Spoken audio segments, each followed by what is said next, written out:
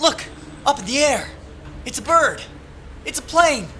It's Three Wise Radio! Well, that's disappointing. Last week we said we were going to possibly do a trial defense for Planet of the Apes. Your Honor, I recuse myself because I know my client is guilty.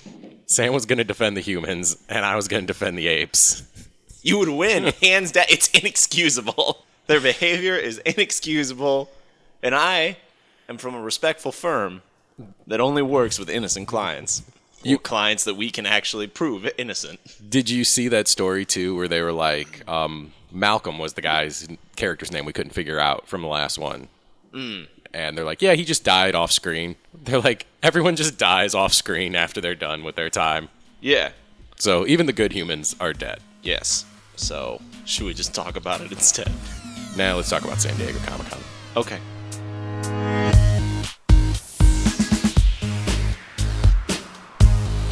Welcome to Three Wise Radio, a podcast where we talk about movies, video games, comic books, TV, technology, the internet, and pretty much everything else media-related. My name is Joe Greller. I am joined, as usual, by Garrett Welker and Sam Pixley. How are you this week, guys? Doing great, Joe. Doing great. It's Comic-Con. It is, so we can literally talk about everything on that list. Yeah. I can't remember if I was excited for the last Comic-Con. I was not. And I still don't know if I'm excited about this one. I mean, there's lots of interesting stuff. Actually, I think there's been more stuff with this one than there has in a long time. Yeah. Like, I complained about Marvel last week, and yet Marvel actually brought stuff. They saved stuff for Comic-Con, which was interesting, because I think last year they didn't do that with D23. So it was nice to see the little breakup between the two. Speaking of which, we can start out in the Marvel universe, because I just found this out moments before we started recording. The Captain Marvel movie is going to be set in the 90s, and she's going to fight a Skrull, and Nick Fury's going to have two eyes. Yeah. In his triumphant return. Does he lose his eye? That's what people are wondering. This is how he loses his eye. Captain Marvel isn't due out until March of 2019, but they gave all the people in Hall H, which is the big hall at San Diego Comic-Con, all the details one could possibly ask for. And one of the key details was what? Sorry, you still got me stuck on him losing his eye. Yeah. Because isn't there even a scene in Winter Soldier where he's like, they even took my good eye. So he was just like, he could have potentially been downplaying like a Skrull invasion. Like, they took my eye. Who? I mean, would you... The aliens, the Skrull. No, because it's whenever he's talking with Robert Redford, and it's like, they took hostage. There was a hostage situation, right? So clearly, and Robert Redford just like he went in there, guns blazing, and saved everybody. Right, but he shouldn't lose his eye in this. Also, he shouldn't know about the aliens, because even when the Avengers started, he was like, "Whose fault is it? Thor's fault, because now there's aliens, and we got to be ready for that." It was like, hey, buddy, I heard that in a 90s set piece movie, you knew about Skrulls.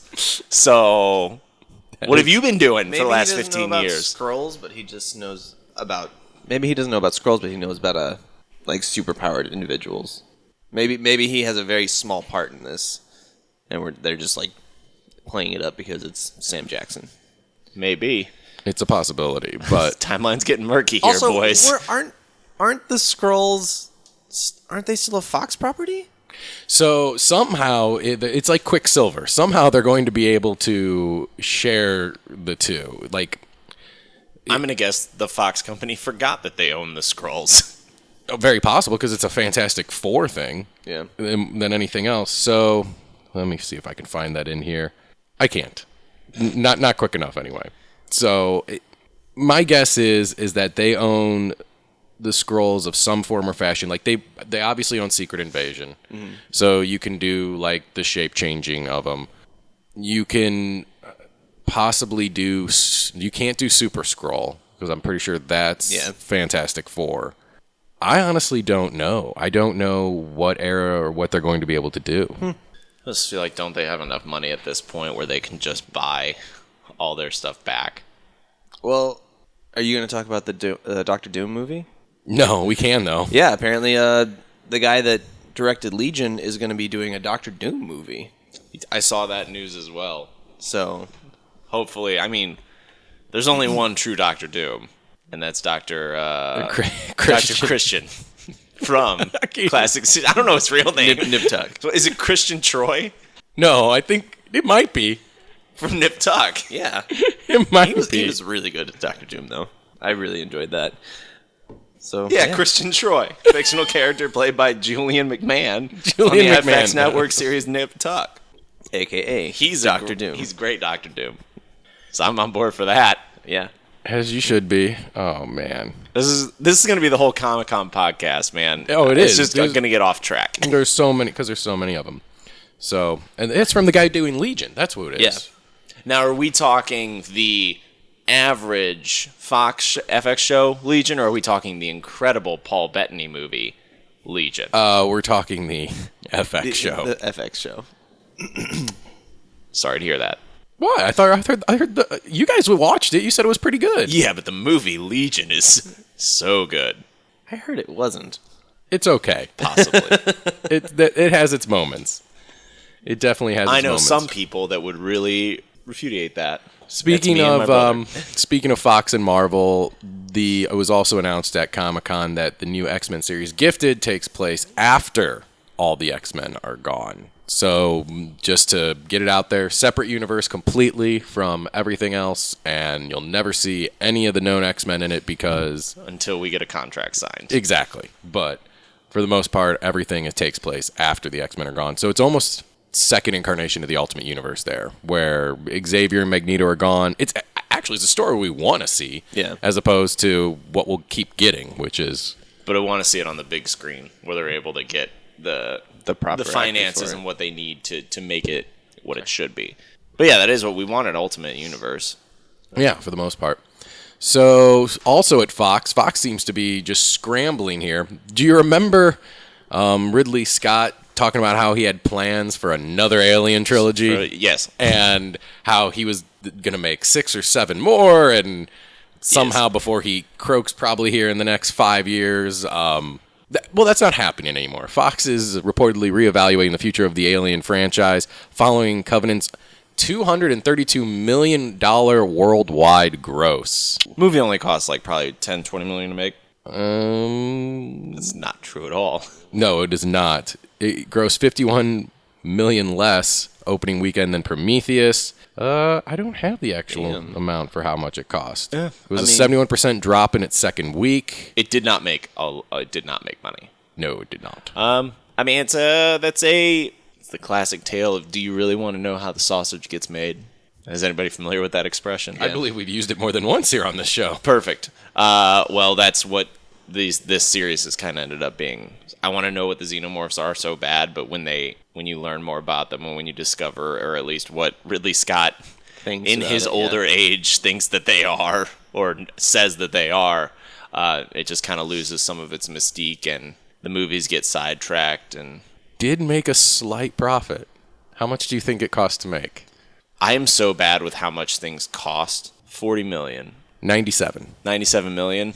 So you double that. That comes out, about 200. So it made about $30 million for the studio. If Alien Covenant cost $97,000 to make, I'm gonna hire Michael Fassbender to come hang out with me, because that seems like I could get that at a reasonable price. Yeah. Yeah, but I mean, to put all that energy and stuff in, like there's got to be a workaround. I think they need to get back to their roots of just having a horror movie, a la Life. Yeah. When's that sequel coming out? Because that one made money. I don't even need that, to be honest. Like, let that be what it is. But then where do you get your alien fix? With an alien movie that's just about an alien.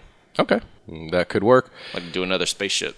Comic-Con just isn't about movies, though. It's also about comic books, believe it or not. And during DC's Masterclass panel at San Diego Comic-Con, Frank Miller busted in and decided to interrupt it for no reason. And seriously, I'm reading what it says. It says he crashed a DC Masters class, showed up to reveal that not only is he working on a long-standing 300 prequel graphic novel, but he's working on Superman Year One in the same vein that he did Batman Year One all those years ago. However, it's to believe that this Superman Year One will take place in the Dark Knight Returns universe.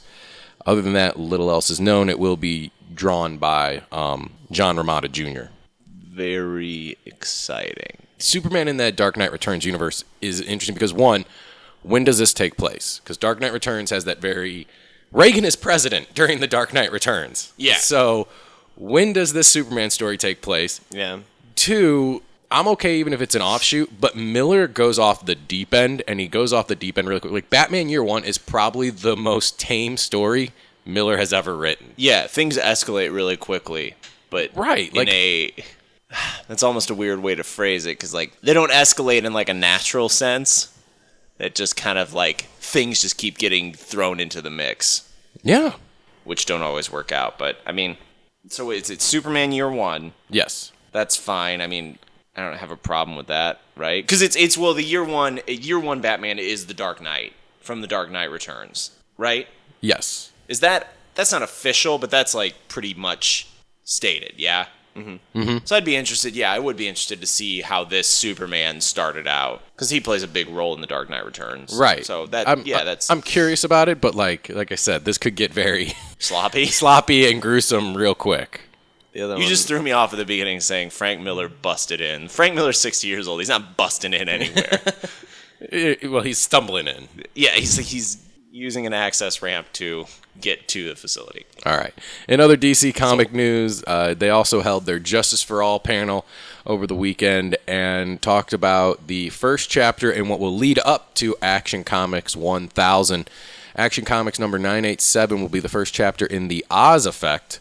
And Dan Jurgen, who's been writing Action Comics lately, talked about how this will explain all the various Superman families and shed a little bit more light onto how they all have been tied into DC Rebirth. Heroes like Steel, the new Superman, Supergirl, Superwoman have arrived to help Superman battle the Revenge Squad. Welcome to comics, guys.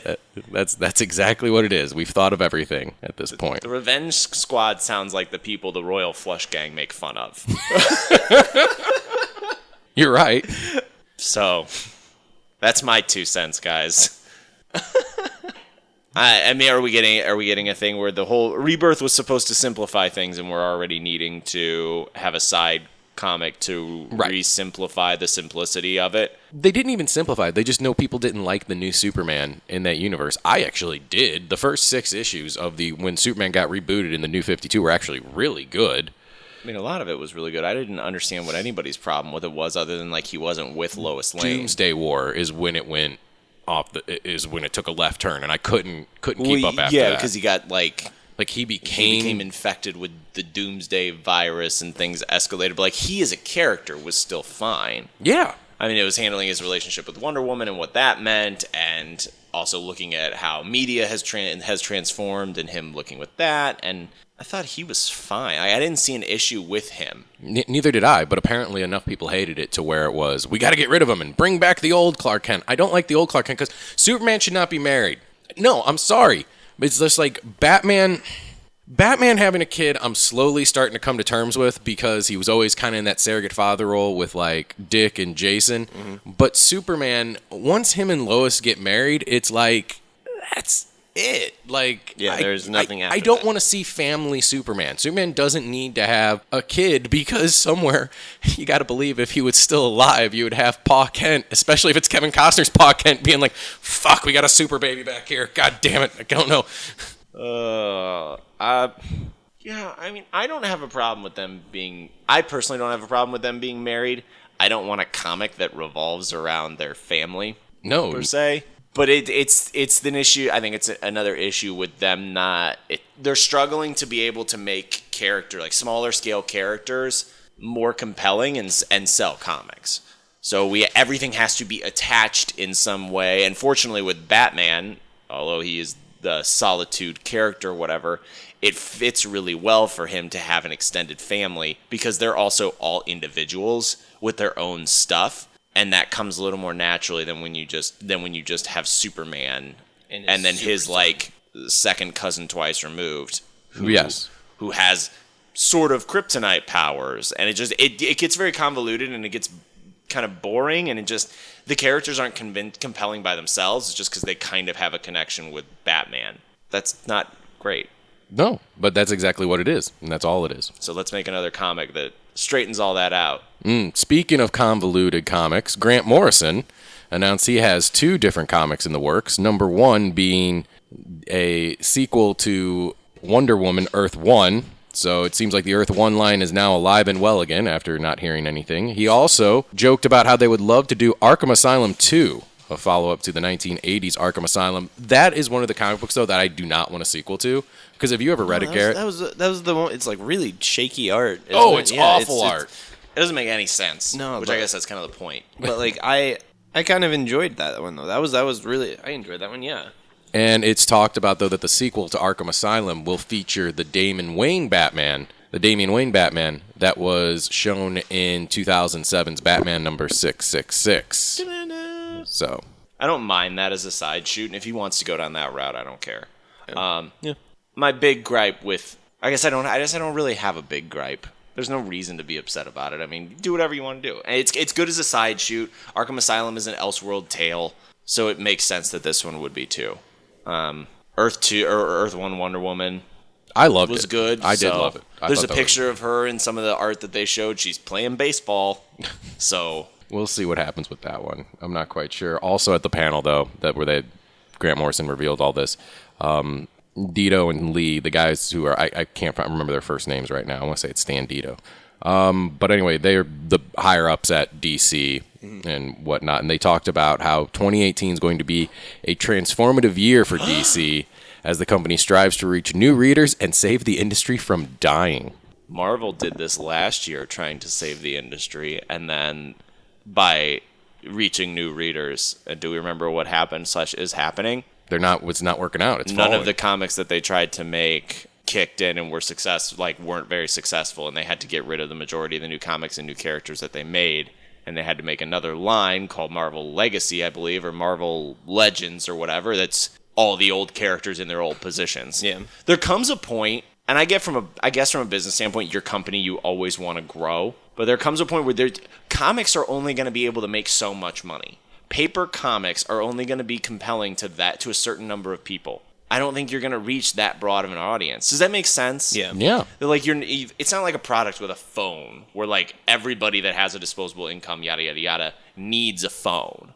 You're not going to get everyone to love comics because it's a thing that is so specific. You have a product that's very specific to a very specific tailored set of what people like, and to broaden it, you take away from that smaller set. That's just the product that you have. Yeah. You did a huge job of making movies to catch your broader audience. That's your broad net. I feel like Elegantly put. I could not put it better myself. But I don't know how prices work out and stockholders and all that jazz. But just from like a purely, once you get into that, you get in the whole it realm. gets very complicated. Yes, it's no longer you're an entertainment medium. Like yes, Time Warner can have investors because they have their hands in so many different pots. But when you have investors in just comic books or a television station or radio, like when you have investors in just one area of medium, it fucks it up because it's no longer about the medium. It's about what the investors want. Yeah, it's no longer about, you're not letting the artists produce art and give them the avenue to show it. What you're doing now is saying, oh man, this works, so we're going to do this, and you better do it this way. What? No, like you can run your company that way, but you can't run entertainment that way.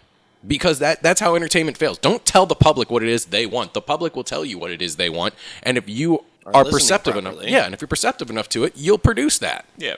I mean, push comes to shove, the way that I see this industry for just the comics, just the paper comics, your entire fuel is that you made characters so compelling that people are willing to go to a big hall and spend hundreds, thousands of dollars on comics that are at value. There is no value. You have people that are so passionate. You have this small group of people that are so passionate that they're willing to spend an exorbitant amount of money and are able to dictate the prices of your comics that way. That's what this is. So just fuel with that. Come up with good stories. Spend more money paying the good writers. Get a better product. Get a better core product. We have Trailer Trash coming up in just a bit, and we'll also dive into what is the DC cinematic universe. But first, coming up next, everything that probably fell between the cracks at Comic-Con. I've been reviewing your file, and it seems as if you have an addiction to 3 Wise Radio.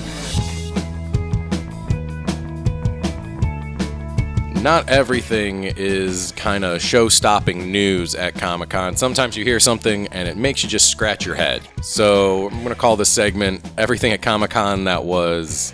Huh? Okay. Yeah. I think that'll figure it out. You know what? I'll say I'll have an intro. I don't have an intro. Perfect. Da-da-da. That's the match game intro. You can't do that. We'll get sued. Can't do that at all. Starting with, you said Xavier is back. Yeah. In what capacity? Because he has been gone for a while in comics, at least, right? He's been gone since 2012, I think. Okay. He's had a good. If you can keep someone dead for 5 years in comics, that's good. Yes. Keep in mind, we're only on this planet for 70, 80, 90 years, roughly. It's not bad.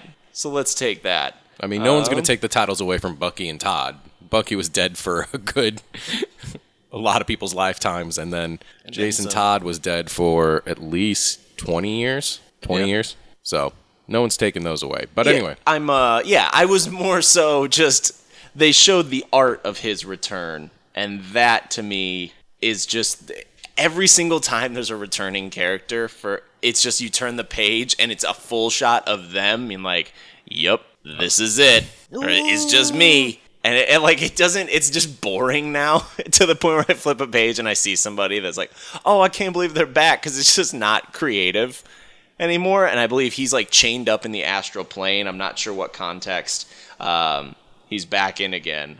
This stuff floods in so fast, it's hard to keep it all in check. But apparently it may not be fully back, but he's sort of back. Who knows? But just what a great panel. I'm sure it was a great panel. I'm absolutely sure it was. And then there's Captain America. Okay, so what happened with the Hail Hydra thing? It's still going on. There's still going on. There's still one more issue to go, yeah. Okay. But this issue, everything will be revealed. Just like the final issue of every arc. Yes. If there's ever been. If it's a proper conclusion, everything better damn well be revealed. Yeah. But they went on to say, who's taking it? I think Mark Waid is taking it up again when Captain America returns. He's written on him several times before. But Captain America will be resuming the mantle of Captain America, which I guess everybody's getting over things really quickly. Or, when all is revealed, it's a big reveal. And he will be going up through the country, reconnecting with the common man, which we've already done with Superman Grounded like 5-10 years ago. 7 at this point. Was this 2010. Superman walking the earth? Superman 2010, Superman Grounded. He started in Philadelphia and then walked to Seattle. And each issue had a different city. So it was Philadelphia, Detroit, Ohio as a whole, because that's a swing state. So you got people a big incident happens there, and then he goes to Chicago, and then he goes to Des Moines. Nebraska, Colorado, Utah, Las Vegas, Oregon, and Seattle. It was over a year long of him just walking across the United States and being like, common man problem. That's Superman pretending to be Spider-Man. Kind of. It was weird, because one of the issues, the incident in Ohio is... Here's the synopsis for the Ohio issue. Great. It's Superman holds an ex-convict in the middle of the air, forcing him to stop stalking a waitress. Later, Batman meets Superman, and the two talk on a rooftop. In Ohio, Batman believes Superman is endangering innocent lives in his journey. The two go separate ways. In the Daily Planet, Lois finds an article that states the debris of New Krypton has reached Earth, and Superman flies to Danville, Ohio, where he finds one of the impact sites. He searches the impact site. Some children have already found one of the debris pieces. They present it to their teacher, Lisa Jennings, who is blessed with some energy from the piece. The teacher finds Willie Trask, a town drunk, in a bar and touches him, giving Trask powers. Superman talks with the police, but Trask attacks him. After a short fight, Superman subdues him, and Trask's powers dissipate. However, the city has been left with devastation from their fight. It's a great comic. It's awful. It's a great comic. It is awful. I mean, you get the point, though, of these... Superman reaches Detroit. He sees people playing basketball. That's what all this crap was. It's about trying to reaffirm who they are, getting back to the root of who they are, and what better than a trip across the good old US of A. I mean, it's the same thing as when politicians go on their bus tours for their town halls. Yes, but Superman's not answering questions. Right, he's just holding people above his head. Devastation lies in his wake. But maybe Captain America will be better at it. Captain America could hold town halls. If you give me an issue that's just a town hall, tell me about this Hydra thing. I didn't do Hydra. Hydra's not a thing. We have tape of you. I didn't do Hydra. It's like, we have tape of you saying, Hail Hydra. It's a panel right here in this book. That's not me. You're getting pretty meta now. It's Mask. I mean, sure. But that's what it could be. That's what we're on to.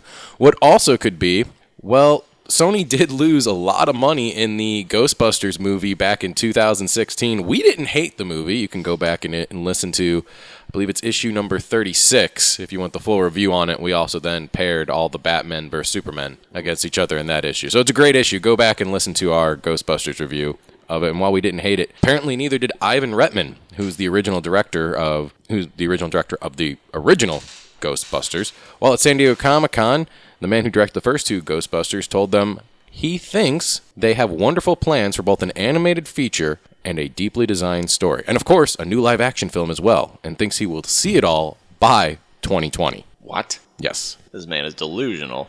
Well, he wants it for 2019 for the 35th anniversary. So, a cartoon makes sense. Did you ever used to watch the old Ghostbusters cartoon? No, I never really was a Ghostbusters person. Okay. The cartoon was pretty good. I don't really remember it too well.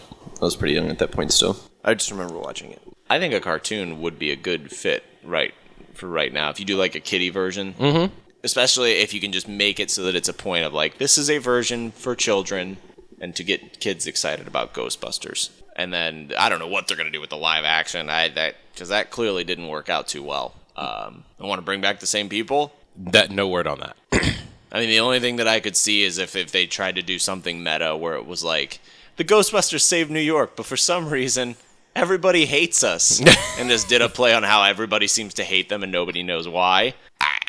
I'm stretching here. Yes, Again, but this is not a writer's room. who knows? In other news, that's kind of, Spawn movie has officially been announced. Woo. That's not the thing, because it's going to be produced by Jason Blum of Blumhouse, who's done great horror franchises and is well known for taking a small amount of money, apply it to a film, and making a good profit on it. Actually, the whole history of Blumhouse is really impressive. They kind of take the old canon theme where it's like, all right, spread our money out across a bunch of different smaller movies, and so when one hits, we can finance the entire year's worth of films for next year, and then if two hit, well, we're in the profit range.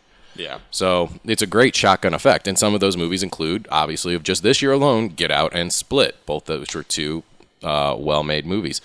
However, the part that has people scratching their heads, Todd McFarlane is going to direct the Spawn movie. Now, does anyone know who Todd McFarlane is? Yes, but the man has never directed. Not a director. He's never directed anything in his life, and some would say that Todd McFarlane is not the most. He's not the brightest. No, yeah, not the brightest tool in the shed.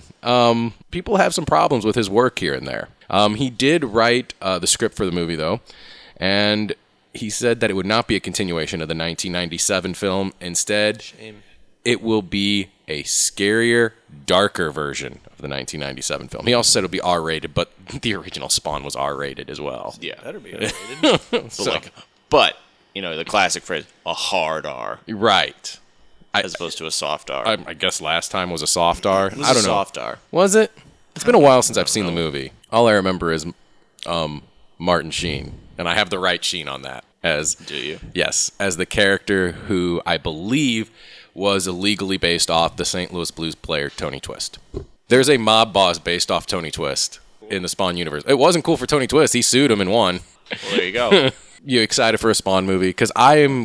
Excited's not the right word. I'm open to it. Okay. But I'm not like, oh, God, I've been waiting for this Spawn movie. I really haven't. I really have not been waiting for this. It gets too weird. I don't like the goblin clown thing that John Leguizamo played in the original. Yeah. Like, I just don't get it. Like, there's some fine core concepts there, but then it goes too much down, like...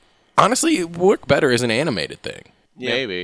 Maybe. I just know Spawn toys and stuff are always at the Comic Cons, and everybody kind of like avoids that section. Except for the people that are super into that collection. They're like, yes, you got Spawn figures? Awesome. You know I'm right. More news on the Young Justice, not reboot, I guess just new season. After canceled in 2013, Young Justice will be back next year, and they will have a new hero named 13. I have no clue who 13 is. There is no information on 13. There's so a lot of speculation that she's going to be that's why I lumped it into the Her character's name is Tracy 13, but it's like Dr. 13 or something. It's another, I think, magic user in the. She looks like just a normal girl. Yeah, but there is a character that she's probably loosely based off of, if not directly based off of. The actual lineup for the Young Justice, codenamed Outsiders, is what the third season will be called, will feature Static, Kid Flash, Robin, Wonder Girl, Spoiler, Blue Beetle, 13, Arrowette, Arsenal, and Beast Boy. For a second, I thought you were like, spoiler, Blue Beetle's going to be in there. I was like, I know he was in there in No, season 2. spoiler. I know. So it would be safe to say that this is a soft reboot. No, it's a direct continuation. It's a direct continuation. It just picks up several years after season 2. When they're not teens anymore. No, well, it'd be mostly new people. And it's still got... Because it did that the first year, too, didn't it? Like, did that Dick is... season 1 and 2. Dick is Robin in season 1, and Drake or Todd is Robin in season 2. Drake is... It's Drake again in this one. Okay. Good. Let's get Drake back out there in front of the people as Robin. I feel like I need to run a press tour just for that. He's not actually. He was never Robin. No. If you follow the. He's if you Robin follow here. The comics. He's not Robin. He's Robin. For 20 years. For another time.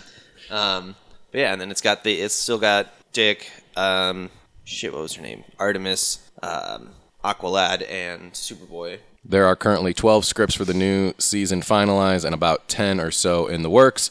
There are 4 more episodes that have yet to be started on, but the season will be 26 episodes total, they're saying. Beyond season 3, they said the producers already have ideas for seasons 4 and even a season 5. However, no word That on. still has to happen. Yes, it will be released sometime in 2018. I've never heard of more information on a show that I've never seen, nor it just hasn't been around, and everyone's like, "Oh man, did you hear about that new season 3?" It's like the Rick and Morty of comic books, to where it had such a huge fan base that like the fans they are the reason that show was kept alive after it was taken off the air, and it was like they kept watching it like every opportunity, everywhere that they could watch it, they watched it to be like, hey, this show is still relevant. Please bring this show back, and it worked. it did. Netflix. It did. Because it's on Netflix, right? Yes, it will be coming to Netflix. So, and then the last bit of news, I put this in the category because it didn't really give us any information that we didn't already know. King Kong vs. Godzilla is set for a 2020 release. Godzilla King of the Monsters is already filming and set for March 22nd, 2019. So, nothing new there from the Godzilla vs. King Kong. I'd watch that. I would watch Godzilla vs. Marvel. That would actually be really fun. But Didn't they say like what they were? They at least said what they were going to do about the size of them, which I thought it had already been decided that King Kong is still just a baby. Yeah. So he's just going to get bigger. Shoot, what a scoop! right, that's what I'm saying. Come on, guys. If you're gonna have something, actually have something for us. Don't just turn it around. But at Comic-Con, more than one trailers always pop up, so we're going to talk about trailer trash next.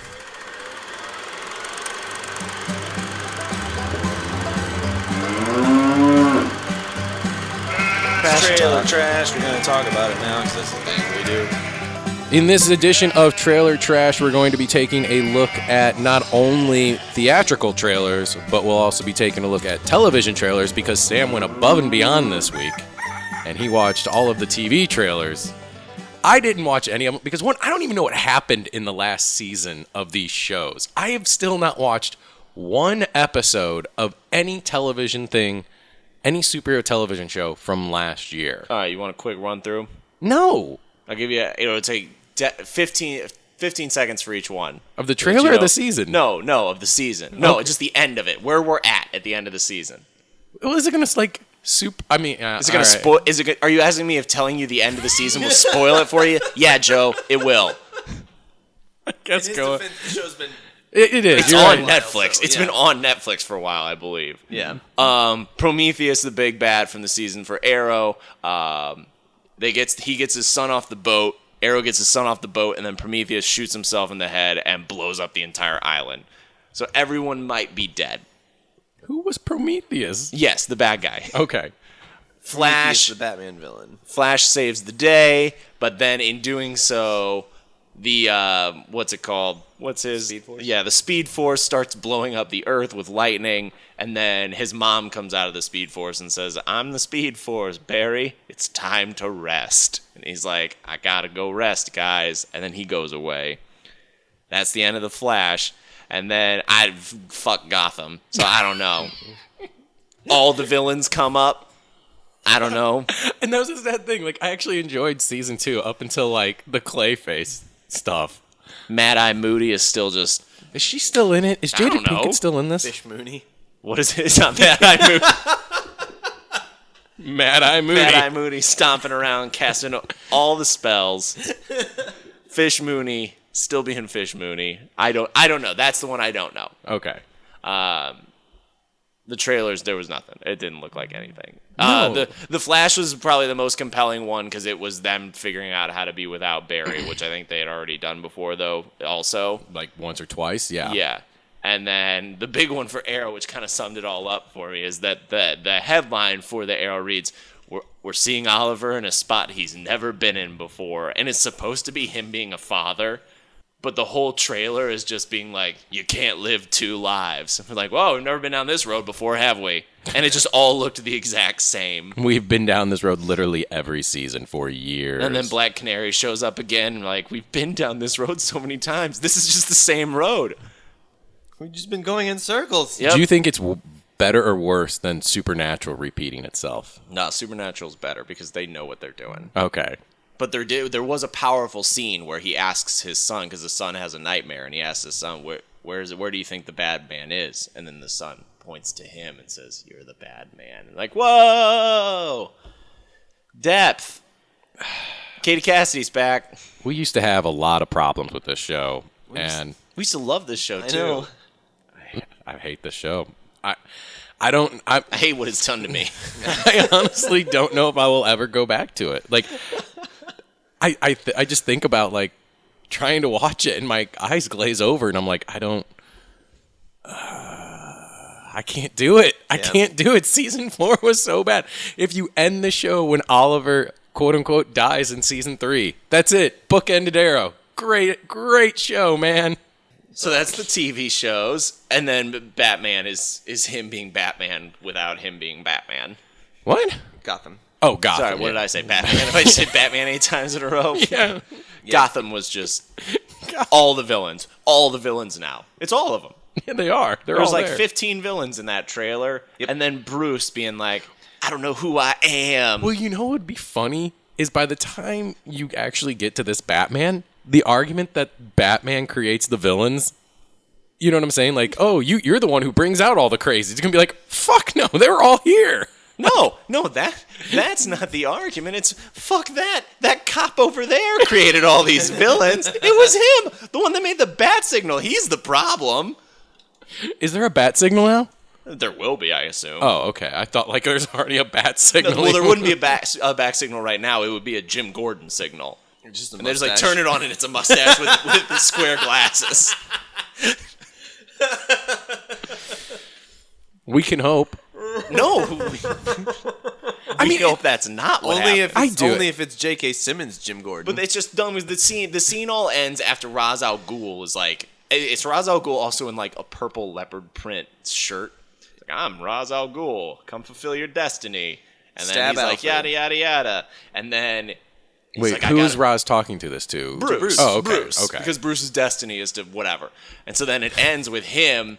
These people are getting mugged, and then Bruce, who's still really short at this point, like beats up this mugger, and then he's got on just a ski mask, and then they cut, and he takes off the ski mask, and he's on a rooftop looking over the city. But instead of a cape in the wind, it's his fancy big coat that's like in the wind.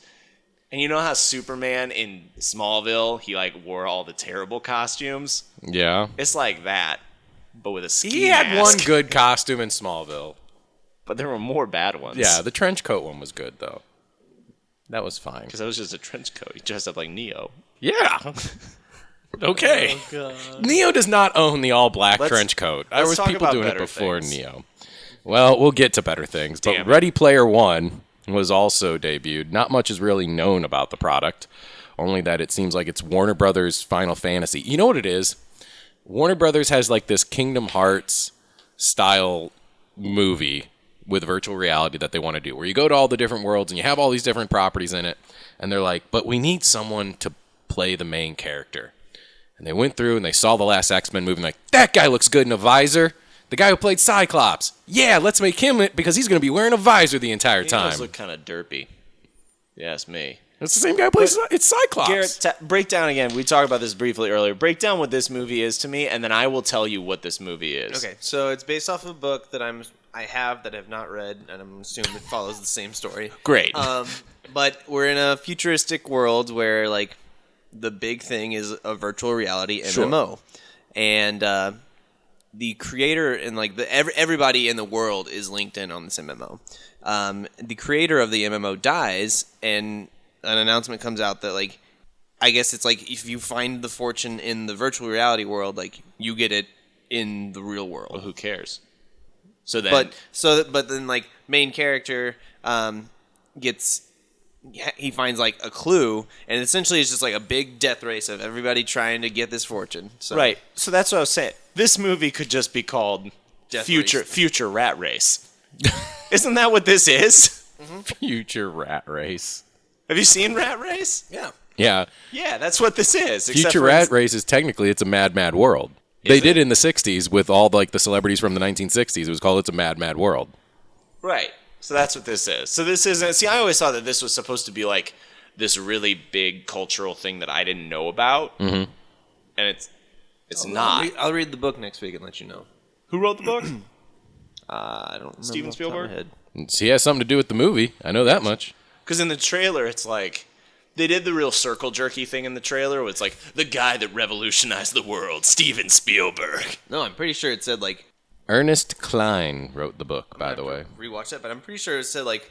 It was only published back in 2011. The man who gave us our childhoods, Steven Spielberg. No, they linked like Steven Spielberg to gaming and was like, no. Well, ever since the Xbox One debuted, and he was like all out in front of that stuff. Yeah, that didn't pan out. No, he's like, where's that Halo series? And he's like, we're doing things for you, and I'm really excited. So it's like he took Ready Player One to be like, shit, I got to put out something. It looks kind of cool. Set in a dystopian I'd like to say it looks cool, 2044. but the trailer was just like a lot of like really dark images. There's I just couldn't stuff. see anything. Look at all this stuff. The protagonist's name is Wade Watts. Wade Watts. Yeah. Plug in, dude. As he searches for an Easter egg in a virtual reality game, the discovery Easter of egg. which will lead him to inherit a valuable fortune in a world torn by an energy crisis. Because everybody's online, taking up all the juices. I guess. So money's gonna help with the energy crisis? I guess. Wait, what? Hold on. No, never mind. We'll find out. Pass. All right. Wait, in an interview, Geekden, screenwriter Zach Penn reported. Oh, he's working on a sequel to the novel. All right. But it's gonna be really topical and timely. I'm sure we'll find out on March 30th of next year. Neat. Later on this year, though, we'll get our first look at Will Smith in Bright, the fantasy movie. I think this is going to be the closest I'll actually get to diving into this world. The fairy world? Well, like the whole fantasy world. yeah, like Fantasy the whole like fantasy of it, and only because It's exactly what you said. Thank God this is a Netflix movie. yes, like I'm intrigued enough. Like I'll go see it. Like I go see it. I actually will watch it because it is quote unquote free to me. Like I'm already paying for the subscription. It's right there. Like okay, great. I'll turn it on because here it is.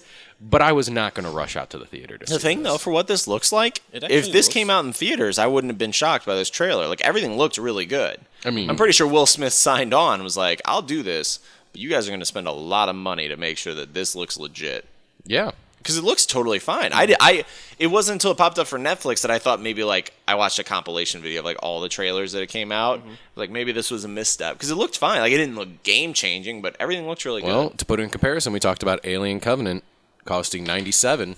This cost $90, and this isn't even going to theaters. Wow. That's a huge chunk of change to spend on something that I'm assuming is only being paid by subscriptions. Yeah. It reminded me of a I'm trying to remember what the game was, and I know Tyler from over at Movie Versus used to play this game. It reminded me of a lot of this game called I think it's Shadowrun. And it was just a first-person shooter, but you can be a human who's really good at innovation, or you can be a troll who's really strong and healthy, or you can be an elf who's really fast. And like, I like the idea of mixing all those worlds together in a fantasy element where it's not necessarily like Lord of the Rings where they're all just been born on these planets all the time, but when there's like a clashing of societies and how people handle that. Yeah. So I thought that was pretty cool. And I like that it's also kind of a weird buddy cop thing with what I assume is an orc. Yeah. Is this based off a book? Not that I'm aware of. Not that I know of, no. Okay. However, I now have made the mistake of diving into Will Smith's discography. And Why? Because I clicked on Bright to look into the Wikipedia, then I clicked on Will Smith, and then Will Smith switched it up, so now he has discography. Max Landis wrote this. Yep. Oh, now I can't see it. I haven't looked up on him in a while. Max Landis? But he's still being a douche. It's probably a good thing that you haven't looked him up in a while. But so we'll get to check out Bright, though, in December of this year. Right. Next month, though, which I'm sure we'll do what we normally do with these Netflix series. We'll review the very first episode and leave the rest up to you. So Sam will at least get to watch the first episode of The Defenders. Yay! Man. Next month. Would you actually finish this one like you did Daredevil? I watched the trailers and like it's not compelling to me. Oh, I think it's mostly on the problem with the trailers that we've already had a grouping of superheroes before. The Avengers did it, so I feel like the problem with Justice League. No, well, Justice League is DC, so it's different. Okay. So that's totally different. And how dare you make any kind of comparisons?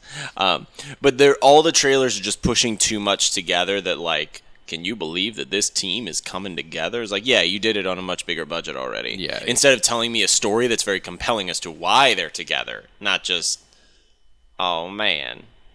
It also seems like they're going through like they're having a tough time trusting each other. Like one's a drinker. Yeah, it's like a rehash of we're not a team, we're a time bomb. Like, here's the question though: is Rosario Dawson Agent Coulson? Does she die to unite the group? That would be a little on the nose.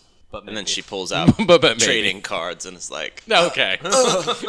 Daredevil trading cards. It's a little lower tier. Where the hell did you get these? The best part of it was when the Punisher showed up at the end. It was like, you're cool. Did he? Mm-hmm. He just walked down a hallway and it was like, looks like I'm here right on time to kill everybody. Yeah. All right. Yeah. So we'll get that next month. Okay. I remember the question though originally. Will you finish it? Oh, dude, I don't even know if I'll start it. You have to. You have to do one. It's not in my contract. I have to review the first episode. Maybe. It's going to be rough. We'll see where we're at. Can't be no worse than Iron Fist. Anyway, also coming out in November, we will have Thor Ragnarok, the brand new trailer for that. Hulk can talk. Actually, I really enjoyed this trailer a lot. Hulk talk good. Hulk talk very good. Pretty good. But apparently Hulk don't remember what Hulk do because they're sitting there. So we have a Hulk that's intelligent enough to talk now, but not intelligent enough, but Banner's still blacking out during the Hulk battles, apparently. Maybe that's an intentional thing? Could be, because they had that whole conversation at the beginning of the trailer of being like, we fought. He's like, did you win? Easily. It was like, yes, I vanquished you easily. That doesn't sound right. Well, that's what happened. Their back and forth is so good. Oh, yeah. Maybe we'll get into one of those interesting elements where they're like, because if it is what it is, where like on Scar, he was as the Hulk the whole time. Mm-hmm. Like he was just the Hulk nonstop, and maybe the two personalities will bleed together. Like maybe Banner will be a little more aggressive or something, and so that's like they're starting to bleed together if he does spend too much time as the Hulk. And maybe that's a reason for that. I'm not sure. No, I like that idea. That actually would make a lot more sense. I am actually super excited for this movie. It's like a lot of fun. No, this is the most excited I've been definitely for any of the Thor movies. It's probably the most excited I've been for a Marvel movie since maybe Captain America Winter Soldier. Yeah. Like, yeah, like I remember being excited for Civil War and like the second Avengers and like, but like, this seems really cool. Yep. Yeah, it does. And I don't know if it's the 80s theme that they're kind of going with or what. But it just looks fun. We talked about it earlier a little time. bit, where it's like they went all in on it. Yep. Goldblum is the best part of it. What does Loki say when he's in chains and they show up? it was a little on the nose, and wasn't it like, what a surprise? So, or something like that. It's like, who would have thought you'd try and team up with Loki? All right. And I like that too, where he's like, we're putting together a team, just like the old days. They're putting together a team of nobodies, essentially. It was just very funny, and Hemsworth has really good comedic timing when paired with somebody, and lots have happened since we last saw you. Lost my hammer. That was like yesterday. Do you think there will be a surprise cameo by, eventually by the roommate or whatever, who we keep seeing in all these shorts? Oh, isn't it Daryl? Daryl or something like that? I doubt it. Maybe a nod Yeah, or something. Yeah. I would be like, oh, that's Daryl, just like something stupid. Well, because that might be a thing, right? Because like they're in what looks like America, or like in Earth. Yeah, at but the beginning of it. timelines don't add up, because if he were living with Daryl recently, he'd be like, hey, remember when everything went to shit? What if that's just him recounting, like, hey, like, lost my hammer yesterday? Like, it's recounting it to Daryl. Maybe. Maybe. No, it looks great. I don't think I've ever been excited to see a giant wolf more. Fenrir. Fenrir.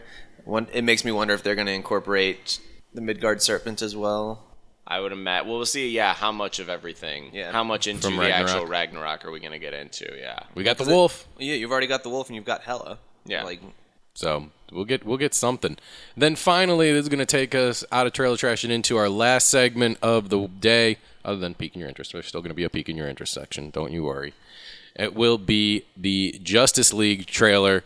4 minutes of Justice League-y goodness, but it's coming off the tail end of what seemed like DC in just a shitstorm of world news. Just, you had Ben Affleck possibly not doing the Batman anymore. Then Ben Affleck comes out on stage and he says he is doing the Batman. You have Shazam and Black Adam are two separate movies, but now Black Adam isn't going to be with Dwayne The Rock Johnson.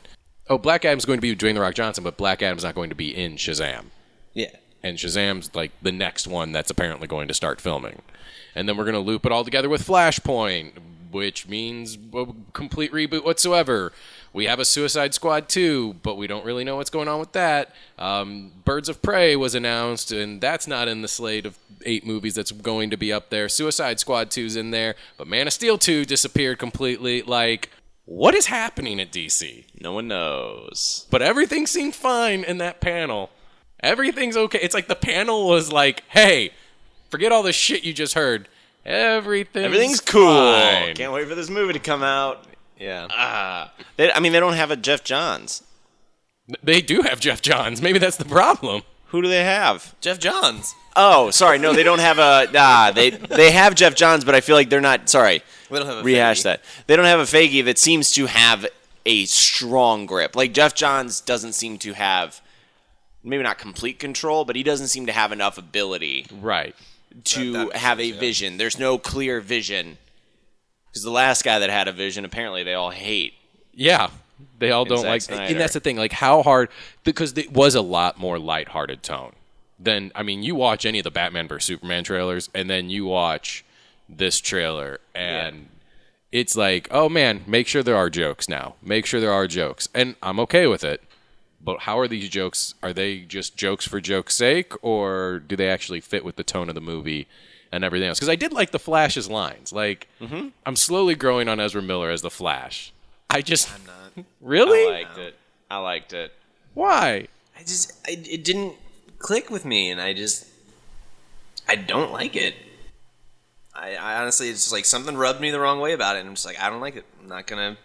Interesting. I'll reserve final judgment until when I see it, but like, it's just not clicking with me right now. I think Okay. it fits as him being this hero that is just like kind of telling jokes and stuff, because it's like what in the trailer when he's like, I'm not ready for war. I push people and run away. Like, I don't do this stuff. And so you have this character that's maybe not really fleshed out, and then when he gets his own movie, that's when we get to really see and watch him grow and kind of get an understanding as to who he is and why he is the way he is. Exactly like what happened with Wonder Woman. Oh, I didn't even think I about guess- it in that in depth, but yeah. I guess kind of what my problem with it is like, I feel like I'm seeing too much Ezra Miller and not enough of like a script, like It doesn't feel like Barry Allen to you. No, it doesn't feel like Barry Allen. It just feels like Ezra Miller trying to be funny. Rather than like, hey, like, you're actually good at comedy stuff. Like, let's get you in with some comedy stuff. And he's like, hi, hey.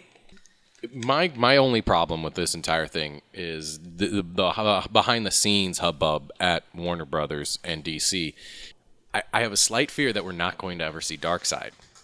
Yup. Like, it's either Darkseid is the hidden villain in this film that they just don't, like, we're not going to show anything if until... Steppenwolf doesn't fail and report to Darkseid, or if Steppenwolf doesn't get destroyed and then Darkseid gets mad about it, I'm going to be very disillusioned as to this entire... Right, and where's it going? Because what happened to the second Justice League film, too? That's a good question. Like, There are no answers. That's the part that's so troubling, is that there's no rock. Like, there's nothing that we can look to that will, like, at least we know this is working. We thought that might have been Wonder Woman, and like, okay, Wonder Woman has set a tone, and we can ride that wave. But since then, it's just been more calamity. which is so funny, because it's like, I don't know if they were expecting Wonder Woman to fail too, and then it was, oh my god, quick, redo everything. Like, whose name's going to be on Justice League? That's a bigger question, because now we're just getting... It's almost like a sinking ship thing, where it's just, now we've got more people talking about things, and more people leaking info, and it just keeps stacking up. Remember, from the beginning, like, it was Snyder's thing, and then everybody hated Snyder, and then everyone loved Wonder Woman. Fun story. You know who did the story for Wonder Woman? Zack Snyder. Mm-hmm. So...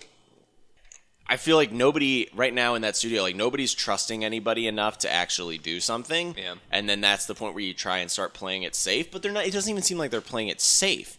It seems like they're just panicking and trying to come up with ideas. And if something isn't an immediate like booming, like yes, do this, then they back away. And that is just probably not a fun office to be walking into right now. And also, let's not forget, Warner Brothers has shown that they can fuck up a franchise and a series beforehand.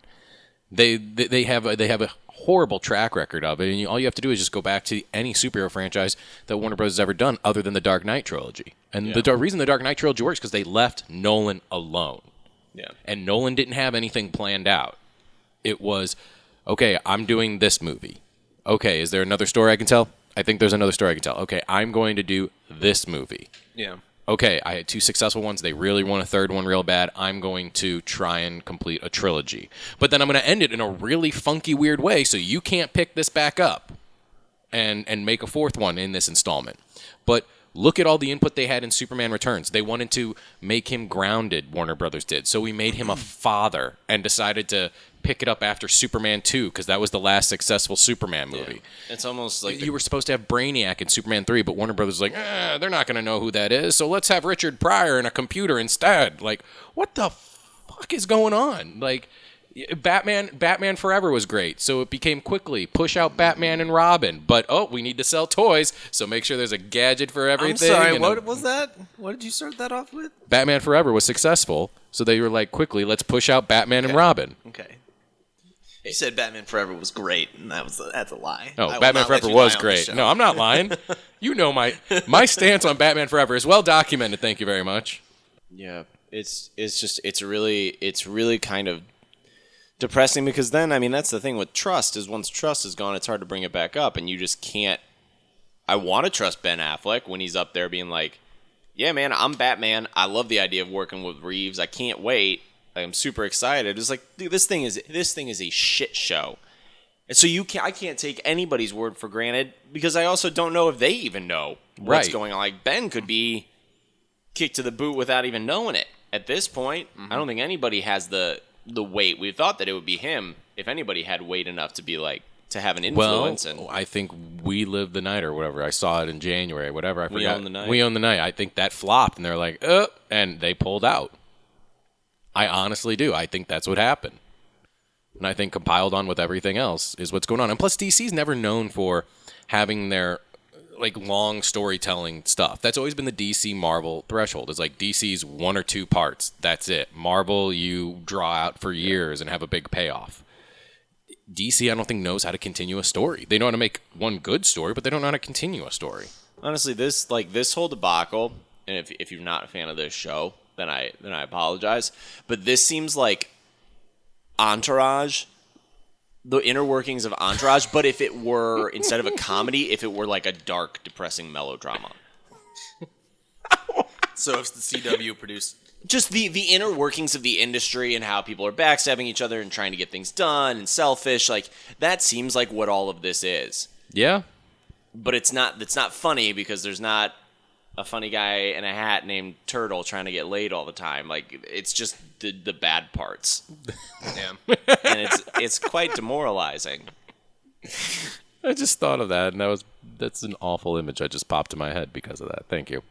No problem. All right, anything we missed then from Comic-Con that you feel like we need to address? I'm sure there's plenty, but I mean, it's still going on, isn't it? Yeah. Today, yeah. What's the scoop? Stranger Things had a new trailer. Neat. Not that Sam would watch it. I'll eventually get around to it. It can't be as good as everyone's saying it is. I'm sure it's good, but you have to understand there is a certain amount of hype. Very few things live up after you've hyped it up as big as people hype it up. And I'm not just talking about this in general. I'm just talking about that as like, you can't hype something up too much. Like, there's reasons that people love bad movies is because they have low expectations for them and they're like, dang, that was actually better than I thought it was. No, like when I first saw the trailer for Stranger Things, like I don't remember which year it was when they released it at Comic-Con, but like I saw it and was like, I want to watch that right now. I don't really have a lot of, like, I didn't really know a lot what was going on because they didn't reveal a lot in it, but it was like, I want that now. I want to watch that. When is that? It comes out Halloween, right? The 27th. 27th? Yeah. Okay. Then, I'll do it this time. Sam ended up watching Game of Thrones. I'll watch Stranger Things. Okay. And I'll let you know whether or not. That way, if I like it, then I like it. If I don't like it, I'm going to tell you why I don't like it. That's fine. I don't like the media attention around it. I didn't like it with Breaking Bad. I didn't like it with... It's that whole... It's too mainstream for you, huh? No, it's that whole, like, what do you mean you're not watching this? Gotcha. Well, it's just, I got other shit. My Netflix queue is out the ass, and that's with Stranger Things not on it. Something eventually becomes so good that it is no longer able to be criticized, and you are looked down upon for not watching something. The only thing that I saw recently that we hadn't covered is that they did say that it is going to be the Kree Skrull War that she is in the middle of for the Captain Marvel movie? Okay. So, which could just that be makes the... me think that she'll probably go into space then rather than... Well, yeah, she and should. it'll also explain why she's been gone since the 90s. Yeah. Yeah, that would explain it. Sitting in stasis somewhere. But it brings up everything we said at the beginning of the show, to where it's... Fury, what do you mean that aliens came out of the sky? Why did you blame Thor? What? Unless he gets mind wipe or something. Oh, you don't think they're going to do something stupid like that, do you? For continuity's sake? Like, Maybe. all the dreams. Or has this even been? Why? And then I don't care about Nick Fury. All I care about is this missing scroll. Because it was all Loki's plan. Loki and one scroll. I don't know, man. It's not a good fan theory. They'll make it work. Listen, we got to see Avengers first, and then figure out what happens after that, and then get the final Avengers movie. So, yeah, that's all. It's delicious. It's too delicious. Get out of here. Piquing your interest. Bow. As usual, we end every episode with what's piquing our interest, where we just say, what's piquing our interest? Garrett, what's piquing your interest this week? What's piquing my interest? I've been listening to the Baby Driver soundtrack a lot, and I think from that, it was a good soundtrack. Well, it's a great soundtrack, but I think because I've been listening to it so much, my Spotify kind of picked up on that and suggested this artist called Black Joe Lewis and the Honey Bears, and it's just like this great mix of like funk rock and like kind of groovy stuff. I'm just like, I dig it. It's great. Puts me in a great mood every time. So. The particular song that came up on my list was it's called Booty City by Black Joe Lewis and the Honey Bears. Pretty groovy. Everyone's favorite destination. Oh, yeah. Very possible. Sam, what's piquing your interest? Oh, man. Piquing my interest today. Well, it's just been like I think I'm going to take a couple days to just get away from it after con. Right. That's what I mean, sadly Information enough, overload. that's what piquing my interest is there's just a complete overload, and then maybe having a week where we're not getting info, just to like decompress it all. So piquing my interest is a brief stint away from all the, I got to hear this. If I can take a break for some DC news for a bit, that'd probably be pretty refreshing. So It might make it that's best a for depressing everyone. piqued interest, but No, makes sense. What's piquing my interest is a couple of things. One, the new trailer for Jigsaw looked awesome. Yes, it did. I'm so happy. Really self-aggrandizing. But it picks up 10 years after the previous one, so it is holding true to the timeline of like the dude is dead. Is he? Yes. Is he? Yes, that has never been the question. The question has never been, is he dead? He's like Tupac Shakur. He recorded a shit ton of stuff before he died, so other people can put it out. And he's a hologram. Yeah, and he's a hologram. But correct. does this take place 10 years after or 10 years before? I don't know, and that's the thing. What's the twist going to be? There's always a twist, and it's Yes, so there good. is.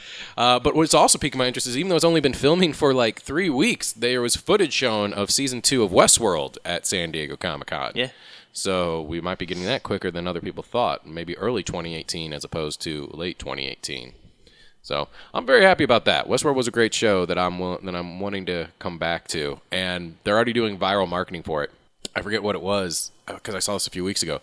But when you went to the website, the robots had taken over the website. So like it started to like launch like the normal Westworld website, and then it's like, we're in here, and it's like because a person pops up, it's like, help! Is anyone out there? Like, and it gets ready to say like the robots have taken over the park, and it's like everything is fine. We're all good here. The celebration continues. Thank you for playing. Like it's like, oh, that's creepy.